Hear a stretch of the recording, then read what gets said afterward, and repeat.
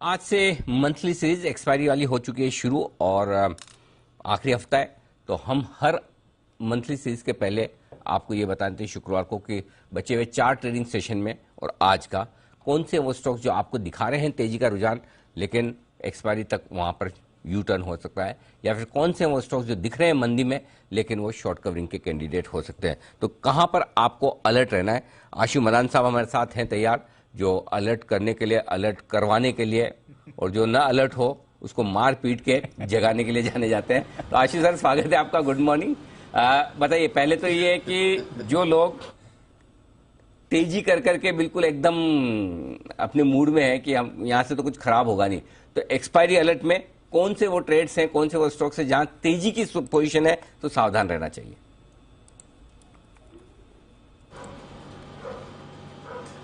अनिल जी, उससे पहले एक दो बातें और करनी है, और पहले इसलिए कर रहा हूँ कि अनिल जी बाद में मौका ना मिले और काफी सारी बातें ना मेरी रह जाती हैं, तो आप जो मेरे स्टूडियो में ना होने का फायदा उठा लेते हैं, रह जाती है, तो उसके लिए अनिल जी मुझे ऐसे मौके ढूंढने पड़ते हैं।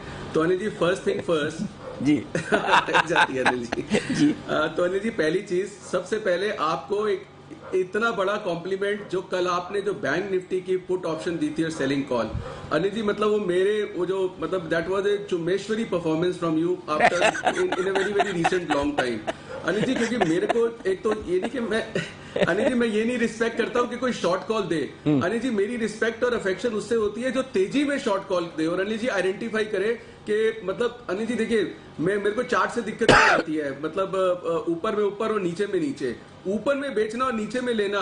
अनिल जी, ये जो कल आपने मतलब जो शॉर्ट कॉल दी थी ना अनिल जी, मतलब अमेजिंग ऑसम, मतलब अनिल जी मतलब चुम्बेश्वरी कॉल थी वो, बहुत बढ़िया। तो मजा आ गया अनिल जी, कल मैं आपको कॉम्प्लीमेंट नहीं दे पाया। और अनिल जी, दूसरी बात आपने कहा कि राकेश जी, कुणाल जी के राकेश जी ट्रोलर हैं। अनिल जी, राकेश जी नहीं है, मैं भी ट्रोलर हूं, और अगर मैं चार्ट्स के लिए कुछ कहता हूं तो अनिल जी वो और किसी के लिए नहीं है, वो जो ग्लोबल चार्टिस्ट एसोसिएशन के प्रेसिडेंट है कुणाल जी, वो उन्हीं के लिए होता है। तो अनिल जी, मैं भी उनका ट्रोलर हूं, सिर्फ राकेश जी नहीं है। So coming back to Anil ji, ये so Anil ji, coming back to expiry alert. Anil ji देखिए, एक्सीडेंट तो बहुत बड़ा हो गया और वो मेटल्स में हुआ है, और मेटल्स में अनिल जी कोई मेजर बाउंस बैक नहीं आएगा। नहीं, जो छोटा मोटा बाउंस बैक है उसके लिए लेना नहीं है, क्योंकि सबके पास ऑलरेडी पड़ा हुआ है और वो मौका मिलेगा नहीं मिलेगा। अनिल जी, मैं आपकी ना उस दिन एक बात से डिफर करता हूं, आपने कहा था सारे भाव आएंगे और कोई सेल बंद नहीं हो गया, कोई एनएमडीसी बंद नहीं हो गया। अनिल जी, उसी कॉन्वर्सेशन में आपने एक बात और बड़ी अच्छी बताई थी, आपकी याददाश्त, कि सेल कितने सालों तक 30 रुपए रहा था और कितने सालों तक 10 रुपए रहा था। तो अनिल जी, बंद तब भी नहीं हुआ था, बंद अब भी नहीं हुआ है। सारी बात होती है वैल्यूएशन की। तो अनिल जी, जो मेटल्स की वैल्यूएशन है ना, जो स्टॉक के थे, मेरे हिसाब से Anil ji, once in a decade या once in a very very long time इनको पर्पल पैच मिलता है इनकी साइकिल का, जो मेरे ख्याल से अनिल जी, मेरे हिसाब से, मतलब माई पर्सनल ओपिनियन के हो गया है। तो ये जो ऊपर के टॉप के भाव है, मुझे लगता है कि कंसिडरेबल लॉन्ग टाइम में ये नहीं आएंगे। अब कंसिडरेबल लॉन्ग टाइम अनिल जी, मतलब एक थोड़ी सी क्या कहते हैं, टाइमलाइंस नहीं बोल रहा हूं, क्योंकि कुछ तो बेनिफिट ऑफ डाउट मैं अपने पास भी रखना चाहता हूं कि कहीं आ गए तो आप मुझे पकड़ लेंगे। बट अनिल जी, मतलब बात वो नहीं है, बात सारी वैल्यूएशन की है। तो एक्सीडेंट तो थे अनिल जी वो मेटल्स में, और वो कंटिन्यू रहेंगे, और मुझे नहीं लगता कि कोई मेजर बाउंस बैक आएगा। Having said that Anil ji, index आपने जो आप 2-3 दिन से बोल रहे हैं और आज भी बोल रहे हैं, सारी गेम अनिल जी इंडेक्स में है, और इंडेक्स इस वक्त बेस्ट स्टॉक है ट्रेड करने के लिए। अनिल जी, मुझे पिछले दिनों में मैंने कहा कई फोन आ रहे हैं, तो मैंने सबको फोन करके ये बोला कि आप अपने स्टॉक्स अगर बेचना है, मतलब एक हार्ड कॉल लेनी पड़ती है, स्टॉक्स बेच के इंडेक्स फंड्स में आ जाइए या निफ्टी 20 ले लीजिए, क्योंकि इसमें 300, 400, 500 की रिकवरी आपको मिलेगी, उसमें आप पैसे बना सकते हैं और कुछ रिकवरी होगी। और अगर आप सोचें कि मेरा मेटल या कोई और ईवी थीम या कोई और स्टॉक बढ़ेगा, तो मतलब आई डाउट, और मिड कैप्स ही बढ़ेंगे, तो अगर आपको लगता है कि मेरा एक्सपोजर मार्केट में उतना ही रहना चाहिए और कहीं लगता है कि अगर मैं नीचे में बेच दूं और मिस कर दूं, तो इंडेक्स में शिफ्ट कर देना चाहिए। अनिल जी, कल आपने देखा, और आपने एक और अच्छी आइडेंटिफाई किया अनिल जी, सारे के सारे एफआईज भी, they have also understood the game is in the options, और ये ऑप्शन में अनिल जी कल जो झूले गए हैं दोनों साइड पे ऑप्शन सेलर्स को, तो अनिल जी ये गेम और बढ़ती रहेगी, कम नहीं होगी। मतलब आपने बहुत ट्विटर पे देखा होगा, कल रियलाइज भी किया होगा कि बहुत लोगों को लॉस हुए हैं, बट अनिल जी उससे कोई फर्क नहीं पड़ता। Once an option seller will always be option seller, और ये ऑप्शन सेलर्स और बढ़ेंगे। हो सकता है एक आध हफ्ता ठंडा हो जाए कि नहीं है, लेकिन अनिल जी ऑप्शन सेलर जो है ना, वो कभी मान नहीं सकता, और वो एक ट्रेड है जो हिस्टोरिकली चल रहा है और आगे जिंदगी भर लाइफ लॉन्ग, मतलब अगले जन्मों तक चलता रहेगा। तो आई थिंक वो चीज होती रहेगी, और उसी को अगर आपने आइडेंटिफाई करके राइट साइड पे बैठे हैं तो पैसे बनेंगे। Having said that Anil ji, देखिए इंडेक्स में वैसे तेजी लगती है, और कल एक बहुत अच्छी चीज आपने देखी कि निफ्टी 150 पॉइंट ऊपर और रिलायंस 50 रुपए नीचे। अनिल जी, एक रेयर फिनोमिना है। नॉर्मली इंडेक्स को संभालने के लिए दिग्गज आते हैं, स्टॉक्स नहीं चलते और रिलायंस वगैरह संभालते हैं, लेकिन कल निफ्टी चल रहा था और रिलायंस नहीं चल रहा था, तो ये एक इनहेरेंट स्ट्रेंथ दिखा रहा है निफ्टी के अंदर। तो अनिल जी, मुझे लगता है कि ऊपर में तो नहीं, कि जो 150-200 पॉइंट की गैप अप है इसमें तो नहीं लेना चाहिए, लेकिन डिप में निफ्टी की जरूर बाइंग करनी चाहिए। But at the same time Anil ji, मैं फिर बोल रहा हूं, बैंक निफ्टी में मैं बुलिश नहीं हूं। बैंक निफ्टी फिर आपको मुझे लगता है कहीं ना कहीं धोखा देगा, और बैंक निफ्टी की अगली मंथली ये जो वीकली और मंथली एक्सपायरी है, इसके लिए कहीं ना कहीं पुट साथ में होनी चाहिए, क्योंकि इसकी जो रैली है फिजल आउट हो जाएगी। बैंक्स में वो दम नहीं है। निफ्टी के स्टॉक्स में एचडीएफसी, ऑटोज में अनिल जी बहुत दम है, अशोक लेलैंड, मारुति, महिंद्रा एंड महिंद्रा, टाटा मोटर, ये ऑटोज हैं जो अनिल जी अच्छा स्टॉक अच्छा परफॉर्म करेंगे, क्योंकि मेटल्स जिस तरह से डाउन आ रहे हैं, क्रूड जिस तरह से डाउन आ रहा है, तो सेंटिमेंटली भी, फंडामेंटली भी, टेक्निकली भी, और जो भाव के हिसाब से भी ऊपर के रेट पे खड़े हैं। तो अनिल जी, अगर शॉर्ट कवरिंग या ऊपर में जाना है तो सिर्फ एक ऑटो पैक नजर आ रहा है, बाकी ऐसा कोई पैक नजर नहीं आ रहा। अब ये देखना है कि अनिल जी कितना बड़ा और एक्सीडेंट इनमें हो सकता है या नहीं हो सकता। बट अनिल जी, अगर स्टॉक लेने वाला है नीचे में तो वो निफ्टी है, बाकी कोई पर्टिकुलर स्टॉक में इंटरेस्ट नहीं है। रिलायंस अभी भी 2500 के नीचे खड़ा हुआ है, अभी फिर इसमें 50 रुपए नीचे जाने की क्षमता है। ये जो आज के बाउंस बैक में मुझे नहीं बहुत कॉन्फिडेंस आ रहा। तो overall Anil ji mix market है और एक रेंज में रहेगी, और आपके लेवल वो बिल्कुल ठीक है। अगर 15,800 क्रॉस करेगा तो ऊपर 16,000 की तरफ भी जा सकता है, बट वो 15,800 क्रॉस करना बहुत जरूरी है।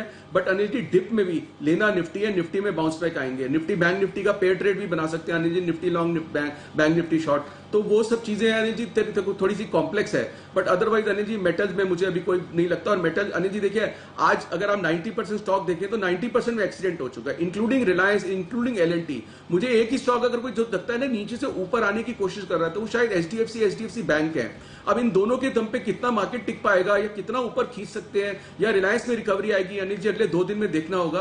तो बहुत ऐसा होता है ना, कंक्रीट व्यू नहीं है, क्योंकि मेटल्स में ब्रेकडाउन तो हो ही चुका है। अब इससे ज्यादा क्या होगा या नहीं होगा। सो अनिल जी, ये मतलब टोटल जो क्या कहते हैं, मतलब सारांश है कि एक्सपायरी किस तरह से हो सकती है। और ऑप्शन की ट्रेडिंग अनिल जी बहुत बढ़ती जाएगी। एफआईज ने भी रियलाइज कर लिया है कि मजा, पैसे आना जाना, गेम भी ऑप्शन में है, तो वो भी कैश में बेचे जा रहे हैं। कैश में कोई स्टॉक्स में इंटरेस्ट नहीं है। उनको पता है कि दुनिया की सबसे बड़ी मार्केट इंडिया हो गई है ऑप्शन ट्रेडिंग, इसी में मौके है, इसी में ट्रेडिंग है। सो अनिल जी, आपकी जो क्या कहते हैं, जो एक्सपर्टीज और स्टडी है डेटा क्रंचिंग की, उसके आने वाले टाइम पे अनिल जी और वैल्यूएशन बढ़ने वाली है। चलिए, धन्यवाद सर। आपको लग रहा है हमारी वैल्यूएशन बढ़ेगी तो अच्छी बात ही है। तो आप कह रहे हैं कि जो मजबूत है ऑटो स्टॉक्स वो मजबूत ही रहेंगे एक्सपायरी तक, जो मेटल्स कमजोर हैं वो उछलेंगे तो भी कमजोर रहेंगे। तो ये 2 सेक्टर हैं जहां ध्यान रखना है, राइट सर? बड़े इस बार एक्सीडेंट्स होने की संभावनाएं कम दिख रही है एक्सपायरी तक, करेक्ट? राइट जी, ओके। अच्छा, एक और सवाल। ये अनिल जी कर देते हैं, लेकिन अनिल जी मैं बैंकिंग में कॉन्फिडेंट नहीं हूं। जी जी जी अनिल जी, बैंकिंग जो स्टॉक्स है ना, प्राइवेट बैंक्स भी यानी कि दम नहीं दिखा रहे, तो इसमें कहीं नेगेटिव सरप्राइज ना आ जाए तो मेरा कॉशियस व्यू रहेगा बस। अनिल जी, कोई ऐसी कोई मतलब सेल कॉल नहीं है। एक्सिस बैंक की सेल कॉल दी थी, वो 10 रुपए ऊपर 10 रुपए नीचे चल रहा है, बट कहीं ना कहीं अनिल जी कंफर्ट नहीं है इन बैंकिंग स्टॉक्स में। एक आपसे निजी सवाल, पर्सनल एकदम, जैसा आपने बताया भी कुणाल जी के लिए कि जब आप चार्टिस्ट को ट्रोल करते हो, वो कुणाल जी के लिए होता है सिर्फ, बाकी सब चीजें ठीक है। सिर्फ इतना बता दें, जब भी कुणाल जी चुनाव में खड़े होंगे, वैसे तो पूरी संभावना है कि निर्विरोधी हों, कोई उनके सामने खड़ा होगा नहीं, क्या ग्लोबल चार्टिस्ट एसोसिएशन क्या बनेगी? ऐसा कुछ बनेगा, कोई बनेगा chartist association. In case election की नौबत आ जाए, जो हम आने नहीं देंगे, आपका वोट तो कुणाल जी को जाएगा ना? बस इतना बता दीजिए। अनिल जी, मेरा वोट नहीं, अभी जो आपने पहले इंट्रोडक्शन में दी, मार मार के पकड़ पकड़ के वोट दिलवाऊंगा बस फिर आप कुछ भी कहे, बस नेता लोगों को वोट से मतलब है। आप गाली वाली दे दे 5 साल, जब 5 साल के बाद चुनाव में जाए तब वोट दे दिए कीजिए। क्यों कुणाल जी, चलेगा आपको? अनिल जी देखिए, हर नेता को एक बाहुबली की जरूरत होती है अनिल जी। अरे वाह, तो अनिल जी बाहुबली है हमारे। क्या बात है।